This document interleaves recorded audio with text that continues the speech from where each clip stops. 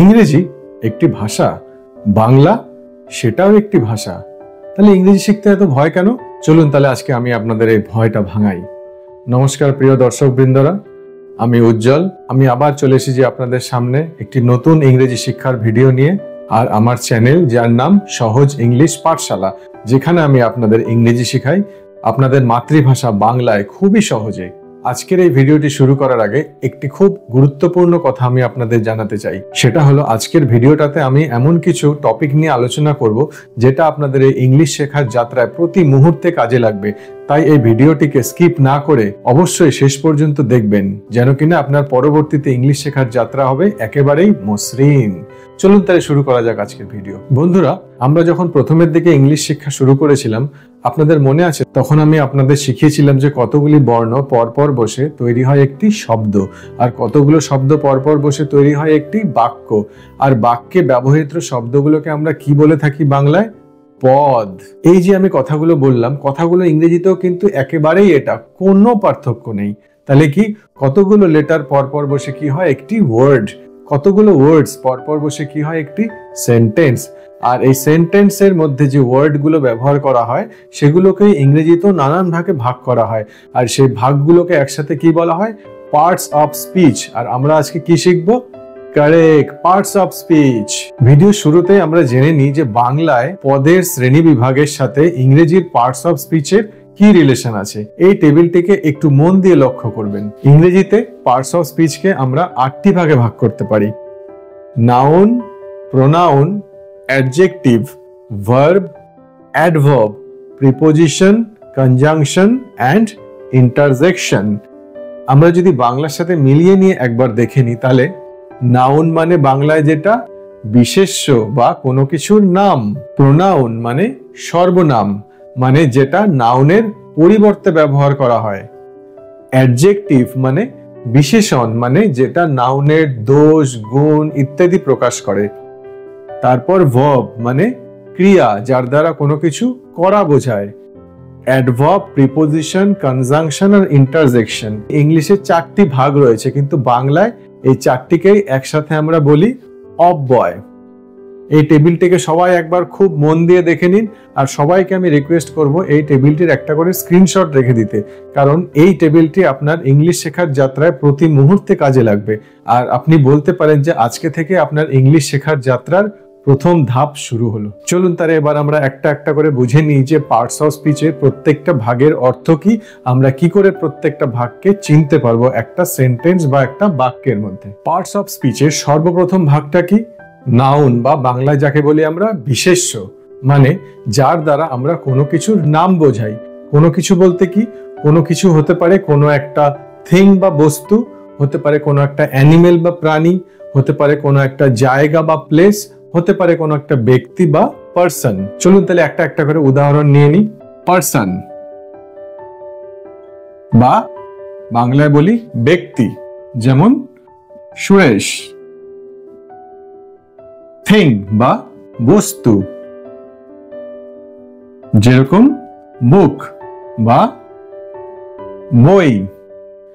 Animal বা প্রাণী, যেরকম করে টাইগার। আর কি হতে পারে? প্লেস বা স্থান, যেমন কলকাতা বা ঢাকা। তাহলে আমরা কি শিখলাম? নাউন মানে কিছুর একটা নাম বোঝায়। ইংরেজিতে যাকে বলা হয় নেমিং ওয়ার্ড, সেটাই হলো নাউন। সেই নামটা যা কিছুর হতে পারে। এবার তাহলে একটা বাক্য বা সেন্টেন্স দিয়ে চলুন নাউন বুঝে নিই। সুরেশ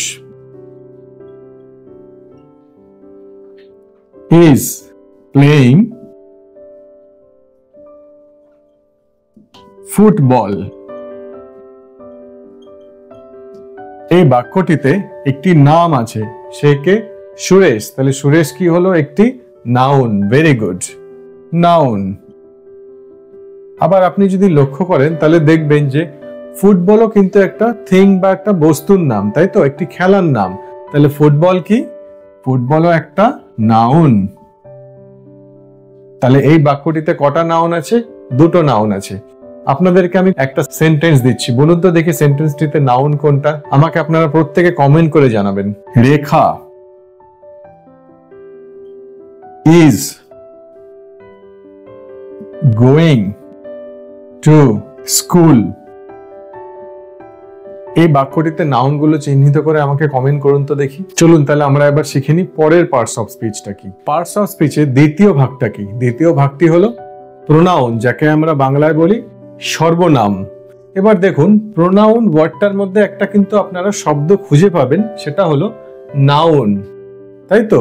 আবার সর্বনাম, সর্বনামেরও কিন্তু বাংলায় দেখুন সর্বনাম মানে সব রকম নামের সাথে যেটা খাপ খেয়ে যায়। তাহলে এটার সংজ্ঞা বা ডেফিনিশনটা কি হবে? নাউনের পরিবর্তে আমরা যে ওয়ার্ডস গুলো ব্যবহার করি সেটি হলো প্রোনাউন। ঠিক আছে, বুঝতে একটু অসুবিধা হলো তো? চলুন তাহলে আমরা একটি উদাহরণ বা এক্সাম্পল দিয়ে বুঝে নিই ব্যাপারটা কি। এই তিনটি সেন্টেন্সকে পরপর একবার ভালো করে দেখে নিয়ে পড়ে নিন তো। প্রথমটি কি? সুরেশ স্টেজ ইন কলকাতা, মানে সুরেশ কোথায় থাকে? কলকাতায় থাকে। নেক্সট সেন্টেন্সটি কি? Suresh is a good boy, মানে সুরেশ একটি ভালো ছেলে। তারপর কি? Suresh father is an engineer, মানে কি সুরেশের বাবা একজন ইঞ্জিনিয়ার। এই যে আমি তিনটে সেন্টেন্স পরপর লিখলাম, একবার ভালো করে লক্ষ্য করলে দেখবেন যে বারবার আমি সুরেশ সুরেশ সুরেশ করে চলেছি, তাতে কিন্তু শুনতে একেবারেই ভালো হচ্ছে না। এবার আমি একটু অন্যরকম ভাবে সেন্টেন্সটা বলি তো। Suresh stage in Kolkata. He is a good boy. His father is an engineer. এবার দেখুন তো সেন্টেন্স গুলো পরপর পড়লে কিরকম লাগে শুনতে। Suresh stage in Kolkata, he is a good boy, his father is an engineer. অনেক ভালো লাগছে, তাই তো? তাহলে এবার আপনি লক্ষ্য করলে দেখবেন সুরেশ যে নাউনটি ছিল সেই নাউনটিকে আমরা কি দিয়ে রিপ্লেস করেছি? ওয়ার্ডস, কি কি ওয়ার্ডস দিয়ে? হি, হিজ এটসেট্রা, এই সকল ওয়ার্ডস গুলো দিয়ে রিপ্লেস করেছি।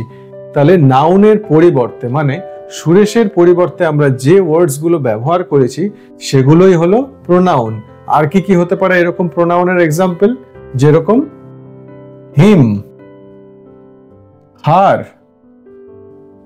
ইট,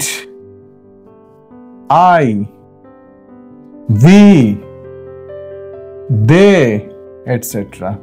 এগুলো সবই তাহলে একটা একটা করে প্রোনাউন। কি এবার আর ভয় লাগছে না তো? আর বুঝতেও নিশ্চয়ই অসুবিধা হচ্ছে না?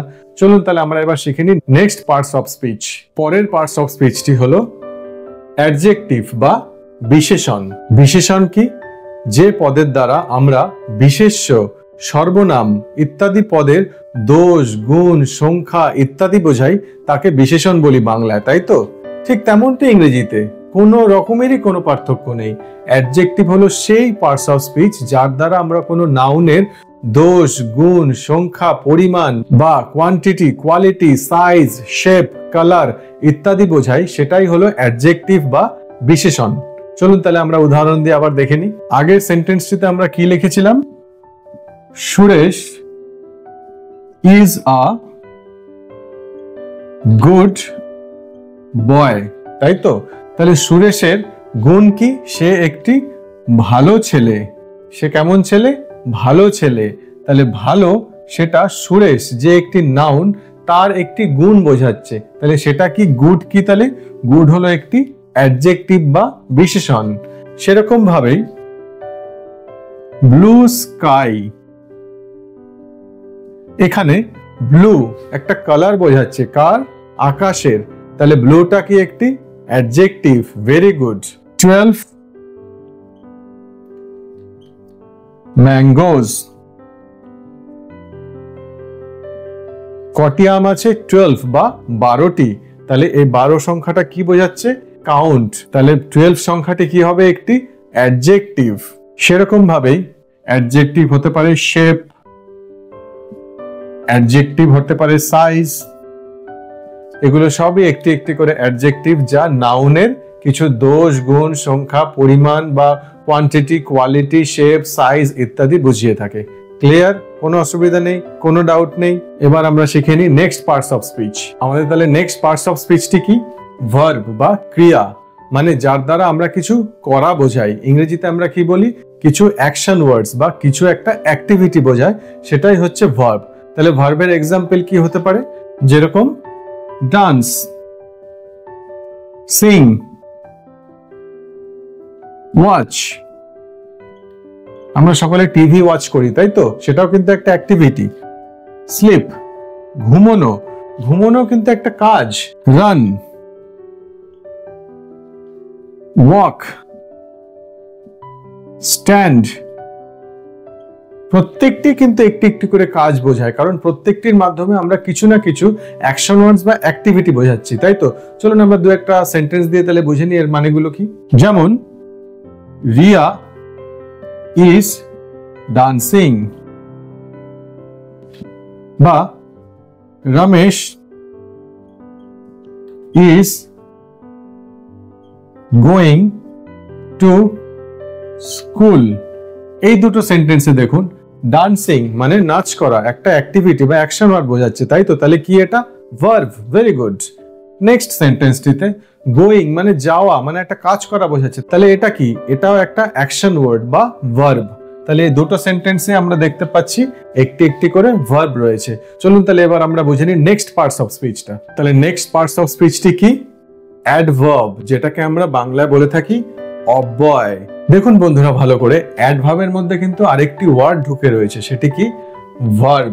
নিশ্চয়ই তাহলে ভার্বের সাথে এর কোনো না কোনো মিল আছে, যেরকম আমরা পেয়েছিলাম মিল কোথায়? নাউন আর প্রোনাউনের মধ্যে। তাহলে অ্যাডভার্ব হলো সেই সকল ওয়ার্ডস গুলো যেগুলো ভার্ব বা ক্রিয়ার ব্যাপারে অতিরিক্ত কিছু আমাদের বলে থাকে বা কিছু একটু ইনফরমেশন দেয়। একটি উদাহরণ দিয়ে চলুন তাহলে দেখে নিই। Riya is singing loudly। দেখুন এই সেন্টেন্সটিতে প্রথমত আমাদের আইডেন্টিফাই করতে হবে ভার্ব কোনটি। ভার্ব কোনটি? সিঙ্গিং, কারণ এটি একটি কাজ করা বোঝায় বা একটি অ্যাকশন ওয়ার্ড। এবার এই যে গান করছে ব্যাপারটা, কিরকম করে গান করছে যদি আমি জিজ্ঞাসা করি, তাহলে উত্তরটি কি হবে? লাউডলি বা জোরে জোরে। দেখুন এটি এই ক্রিয়া বা অ্যাকশন ওয়ার্ড বা ভার্বটির সম্পর্কে কিছু বলছে, যে গানটি করা হচ্ছে জোরে, সেজন্য লাউডলি যে ওয়ার্ড সেটি হলো কি? একটি অ্যাডভার্ব, যেটি ভার্ব বা সিঙ্গিং ওয়ার্ডটার সম্পর্কে অতিরিক্ত কিছু ইনফরমেশন দিচ্ছে আমাদের। সেরকম ভাবে আর কি ওয়ার্ডস অ্যাডভার্ব হতে পারে? যেরকম স্লোলি, স্টেডিলি, জেন্টলি, politely। আচ্ছা, পোলাইটলি ওয়ার্ডটির মানে কি? নম্রভাবে। আর জেন্টলি ওয়ার্ডটির মানে? কারেক্ট, আস্তে করে। He closed the door gently. Very good. চলুন তাহলে এবার আমরা জেনে নিই নেক্সট পার্টস অফ স্পিচটি কি হবে। তাহলে নেক্সট পার্টস অফ স্পিচটি কি? নেক্সট পার্টস অফ স্পিচটি হলো প্রিপোজিশন বা অব্যয়। প্রিপোজিশন হলো সে সকল ওয়ার্ডস যা আমাদের কোনো ব্যক্তি বা পার্সন, অ্যানিমেল বা প্রাণী, থিং বা কোনো বস্তুর স্থান বোঝায় বা পজিশন বোঝায়, সেটাকে আমরা বলি প্রিপোজিশন। চলুন তাহলে এবার উদাহরণ দিয়ে দেখে নিই প্রিপোজিশন কি কি হতে পারে। প্রিপোজিশন হতে পারে যেরকম on, under, behind, in, etcetera. যদি সেন্টেন্স দিয়ে বোঝাতে চাই তাহলে রমেশ lives in Kolkata, বা the cat is sitting under the table। দেখুন তো প্রথম যে সেন্টেন্সটা লিখলাম সেখানে ইন কলকাতা, এই যে ইন ওয়ার্ডটা আমি ব্যবহার করেছি সেটি কি? তাহলে একটি প্রিপোজিশন। সেরকম ভাবে সেকেন্ড সেন্টেন্সে আমি একটি প্রিপোজিশন ইউজ করেছি, সেটা হলো আন্ডার। এবার আপনি আরেকটু লক্ষ্য করলে দেখতে পারবেন এই যে সেন্টেন্সটি আছে, সেন্টেন্সের দুটো পার্টকে জোড়া লাগাতে বা কানেকশন করার জন্য কিন্তু প্রিপোজিশন ইউজ হচ্ছে। তেমন ভাবে এই সেন্টেন্সটির দুটো পার্টের মাঝখানে কিন্তু একটি সংযোগ হলো প্রিপোজিশন। আশা করি আপনারা সবাই প্রিপোজিশন কি সেটা বুঝতে পেরেছেন। চলুন তাহলে আমরা বুঝে নিই এবার নেক্সট পার্টস অফ স্পিচটি কি হবে। আমাদের নেক্সট পার্টস অফ স্পিচটি কি? তাহলে কনজাংশন বা বাংলায় যেটাকে আমরা বলে থাকি অব্যয়। তাহলে এবার বুঝে নিই তাহলে কনজাংশন কি। দেখুন কনজাংশন ওয়ার্ডটার মধ্যে কিন্তু একটা ওয়ার্ড লুকিয়ে আছে, যেটা কি জাংশন। আচ্ছা, রেলওয়েজে আমরা জাংশন পয়েন্ট কোনগুলোকে বলে থাকি? যেখানে দুটো বিভিন্ন রুটের রেলপথ এসে মেশে, তাই তো? সেরকম ভাবেই কনজাংশন হলো সেই সকল ওয়ার্ডস যেগুলো দুটো সেন্টেন্সকে একসাথে যুক্ত করে বা জোড়া লাগাতে সাহায্য করে। জেনে নি তাহলে এক্সাম্পল কি হবে। প্রথমত কনজাংশন হলো যেমন and, or, but, because, so, এগুলো হলো প্রত্যেকটি একটি একটি করে কনজাংশন। এদের ইউজ একটা আমরা বুঝে নিই।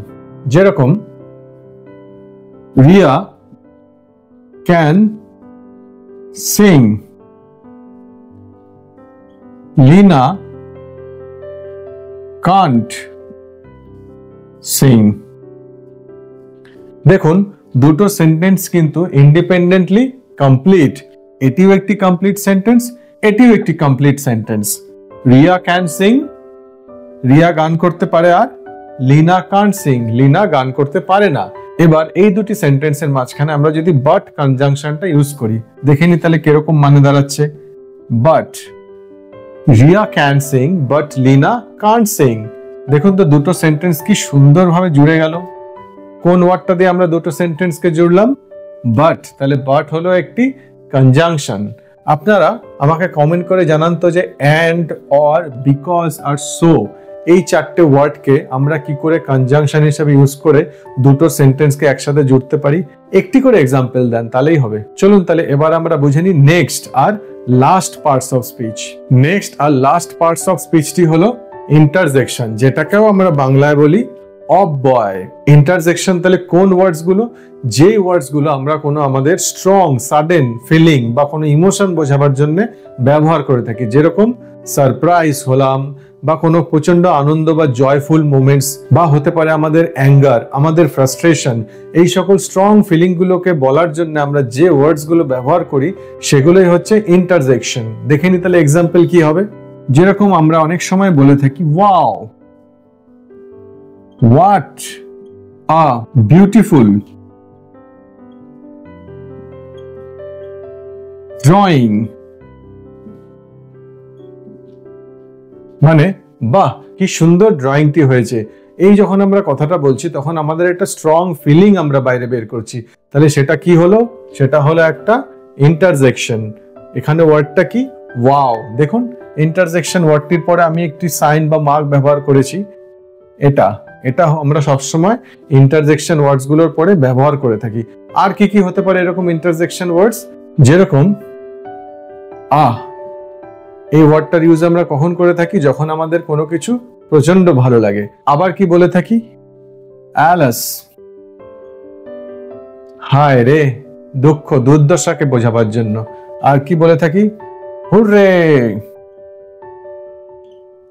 প্রচন্ড আনন্দ বোঝাবার জন্য, তাই তো? এই সমস্ত ওয়ার্ডস গুলোই হলো একটি একটি করে ইন্টারজেকশন। তাহলে প্রিয় বন্ধুরা, আজকে আমরা এই প্রচন্ড ইম্পর্টেন্ট কিন্তু ছোট্ট সেশনটার একদম অন্তে চলে এসেছি। তাহলে আজকে আমরা কি কি শিখলাম? আজকে আমরা শিখলাম ইংরেজির পার্টস অফ স্পিচ, যাকে বাংলায় বলা হয় পদ এবং তার শ্রেণী বিভাগ। কি কি হয় সেই পার্টস অফ স্পিচ গুলো? Noun, pronoun, adjective, verb, adverb, preposition, conjunction আর ইন্টারজেকশন। আমরা শিখলাম প্রত্যেকটি পার্টস অফ স্পিচের মানে, তাদের উদাহরণ আর কি কি রকম হতে পারে এই পার্টস অফ স্পিচ গুলো। পরবর্তী ভিডিওগুলোতে আমরা এই ইন্ডিভিজুয়াল পার্টস অফ স্পিচ গুলোকে আরো অনেক অনেক বেশি ডিটেলসে জানবো। আজকের এই ভিডিওটি আপনাদের অবশ্যই ভালো লেগেছে, তাহলে অবশ্যই ভিডিওটিকে একটি লাইক দেবেন আর চ্যানেলটিকে অবশ্যই সাবস্ক্রাইব করবেন। আর শুধু আপনি শিখলেই তো হবে না, আপনার বন্ধু, আপনাদের পরিবার পরিজন, তাদেরকেও তো শেখাতে হবে।